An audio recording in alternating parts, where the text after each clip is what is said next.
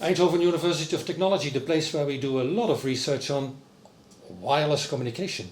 Optical wireless communication, I wanted to say, because that's a topic that my guest Thiago Cunha is working on. We could just use a lot of results from radio communication to make optical communication work as well, but no. What you figure out is that the optical channel is much different than the RF channel, and then the solutions that were designed before for radio systems does not work properly in optical wireless communications. And in your PhD track here at Eindhoven University of Technology, a main theme is to work on MIMO. Exactly. You put that in the title. What is MIMO? MIMO is multiple input, multiple output communication. Is how to coordinate multiple transmitters and receivers to achieve the best performance and most reliable performance in the communication system. And I bet Thiago will explain us why that is important for optical wireless communication. Yeah, for RF communications, we have multipath playing a lot of importance on the communication system, but that's also one problem, because when you have multiple transmitters working in an area, all of them, the signal can cross the walls, so the signals can interfere between each other. So these signals reflect everywhere, but they can also go through the walls, which is good because they have a lot of coverage. Yeah, we have a lot of coverage, but in future you have thousands of devices communicating simultaneously across this wireless channel. And light stays inside the room. Yeah, that's the solution. Let's use light to transmit data. The light source that is in one room does not interfere in the signals that are transmitted in the other rooms. But there is a famous Dutch soccer player, and one of his famous sayings is, every disadvantage has its advantage, every advantage has its disadvantage. It also means that if I block a line of sight, the signal is gone. No, that's not true, because I would disagree with you. Nowadays we have, in every room, we have multiple light sources being installed to provide uniform illumination. So you can see that if you block a light source, you don't lose optical power because you have signals or you have lights coming from all the light sources installed in the ceiling. So the challenge is, if you want to transmit data with them, how can we coordinate the transmission with multiple light sources at the same time? And MIMO is the solution. So in radio communications, if I see my router, then I see 4 antennas sticking out there. They are just spaced half a wavelength. And because of all the reflections, all these 4 antennas have different channels. But here with light you want to distribute. To avoid that one is blocked. We distribute them in the ceiling, on the ceiling. And then if you block the line of sight signal that's coming from one specific light source, you can still use the other ones that are around to transmit data. So you don't have problems with blockage. Okay, so you just take the results from radio communication, you insert not the MIMO channel for radio, but you just distribute it and put them at different locations, problem solved. No, not solved yet. Okay. Unfortunately not. You have much other challenges to address to transmit data across this channel. One of them is that to minimize the cost of producing those to produce antennas that can transmit data through the light, we want to use light emitter diodes. And those diodes, they're everywhere. They are everywhere to provide illumination, but for communication they are not they're not the best solution, because the frequency response of those components has one low pass effect. What it means that the signal power drops with frequency. So at high frequencies, the signal is being filtered by a low pass filter. So it's an interesting observation here. To reduce cost, we are not saying that's an engineering problem for the companies to tweak out a cent here and there. You fundamentally address things in a different way, namely looking into how the LEDs respond. And therefore certain problems suddenly become a kind of fundamental problem that you can work on by considering that low pass response of the LED. But that's a different response of what we're seeing in radio. But in radio we already have multipass, so we have a wild response? It's a different response, and the challenge is how can we best use this low pass channel to transmit data? How can we best use the spread power across this channel to provide the highest throughput that can be achieved using those light source. In literature, people give a solution.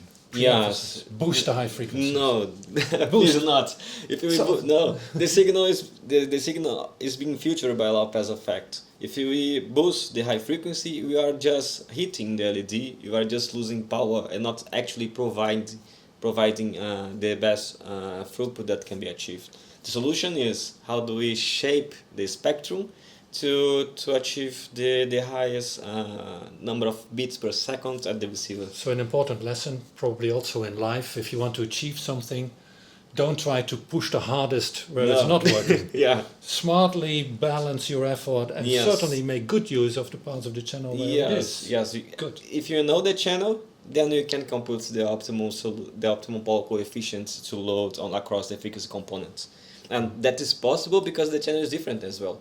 It's possible because the channel is different. Well, what I'm also reading in papers on radio communication is that you should know the channel, you should have channel state information, and only then you can apply these tricks. Yeah, some of them you would say, no, it's not possible to do this because you don't know the channel. But actually in optical wireless, as most of the signal energy comes from the line of sight, and as you know the low-pass effects that the LEDs represent, if you have one communication system that you know what is the model, the type of the LED, you can easily measure the low-pass effect and identify how to model it. So in LiFi and optical wireless communication, you want to do adaptive power and bit loading. You want to smartly use the higher frequencies versus the lower frequencies. And in order to do that, you need to solve a lot of math, Gaussian optimizations, blah, blah, blah.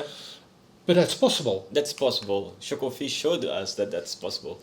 And she achieved one very nice expression for the optimal power allocation across this channel. But she achieved it for the line of sight, the SISO system, only when we have a single LED and a single receiver receiving. So the principle called waterfilling in information theory was developed by Bob Gallagher for a kind of generic channel. Here we knew the specific properties of this optical wireless communication, and I said, we can combine these, and then suddenly we get a beautiful expression for an achievable throughput. That's different from the channel equation you see. Now we have an tangent plane in the equation, but that's quite useful also for the MIMO case. We will dive into that deeper in another podcast, but let's move on to, and now MIMO. In MIMO the problem is much difficult than this because you have to consider the multiple LEDs and the multiple receivers delivering data at the same time. So we have the wireless channel that is correlated, but we can play with the SVD decomposition, the singular value decomposition, and decompose this correlated channel in a set of independent low-pass channels. So the challenge is how to compute all the power coefficients through spatial components and frequency components at the same time. Okay, you use the word SVD basically to explain that to the physicist. All these lamps emit from different positions. We have detectors, but not one lamp illuminates one detector. There is a bit of crosstalk, and the mathematics is that's a matrix, and I can invert the matrix. Yeah, we can invert, but if you invert the matrix, we will enhance the noise.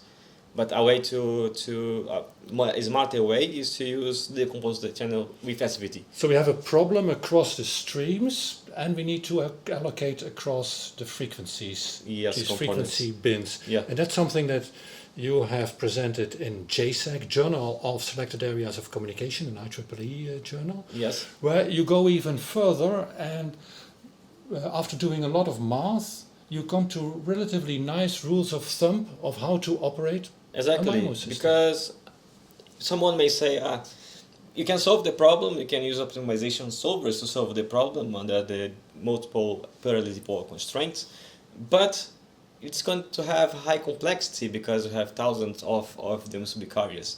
But we have found solutions that can achieve pretty low complexity than optimization solvers and achieve very, very near optimal performance by using truncated uniform loading.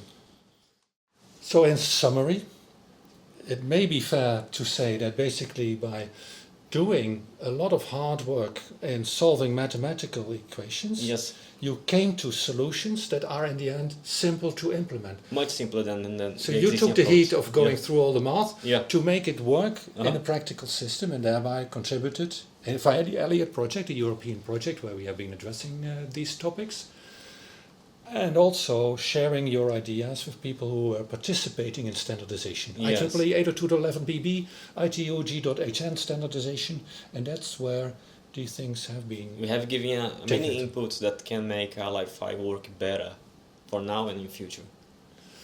Thiago Cunha, doing a lot of mathematical work, and to quote Maxwell, there is nothing as practical as a good theory. Yes.